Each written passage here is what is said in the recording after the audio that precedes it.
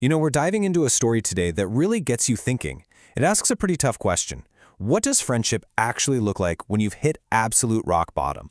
And the answer, we find, comes down to just 3 simple words. Good old Joe. So let's just start with that question right there. When everything in your life has completely imploded, when you feel totally, utterly alone, who's the one that shows up?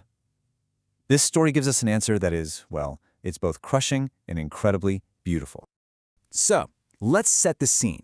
Our story begins in a place of total and complete collapse. Our narrator, Pip, is in a truly, truly desperate state.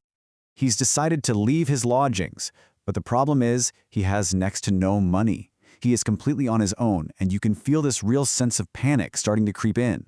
And to make everything worse, he can feel this serious illness coming on. The kind he's been trying to fight off, but he just can't ignore it anymore.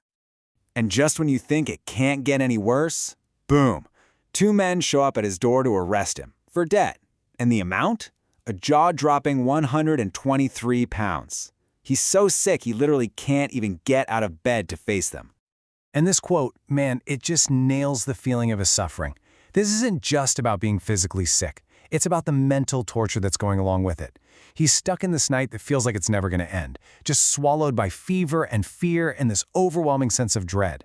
It's a total waking nightmare. And this is it. This is his absolute lowest point. He's tossing and turning in bed, can't even sit up, and the authorities are standing right there. It's a moment of just complete powerlessness, the final crash after a long line of bad luck and bad decisions. After that, he just completely loses track of time. He's deep in a fever, fighting against these imaginary figures that feel like they're holding him down. But then, something strange starts to happen. All these different blurry faces that are swimming around his bed, they start to merge, to combine, until they all begin to look like one single, familiar person. But then, out of that darkness, something shifts. A familiar face starts to come into focus, and with it, just a tiny glimmer of hope. Finally, one day, he pulls together every last bit of strength he has. He's not even sure if what he's seeing is real or just another part of the fever dream, but he has to know. So he asks the one question that could change everything. And there it is. That simple, warm voice from his childhood just cuts right through all the sickness and confusion. It is, old chap. And in that single moment, everything changes. He's safe. He's not alone anymore.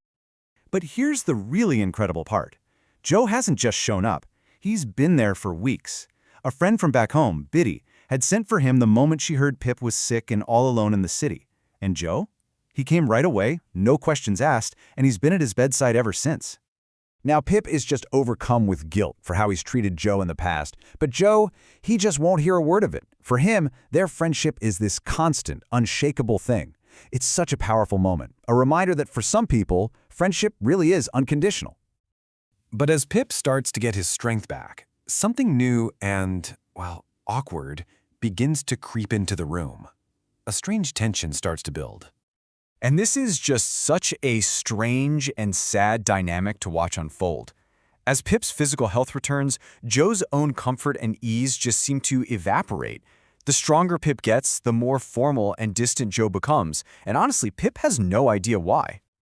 And there it is, that one word, sir. It just grates on Pip. It's a word that marks this social gap that Pip himself created when he tried to become a gentleman. Joe, in his own simple way, now feels like he doesn't belong in Pip's world anymore. The roles have completely flipped, and it's just deeply uncomfortable for both of them. All of this quiet tension leads to a really powerful conclusion, one that shows us exactly who Joe is at his core.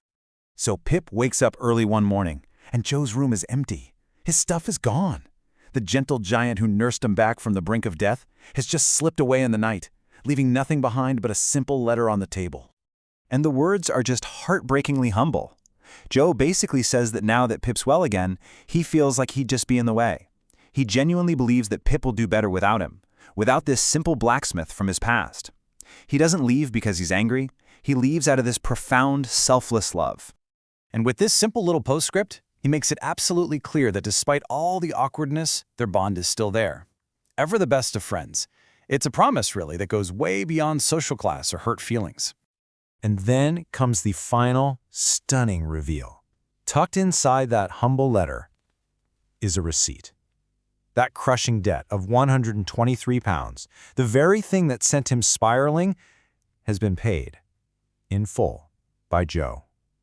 He didn't just save Pip's life, he quietly gave him a brand new one. And that's what we're left with.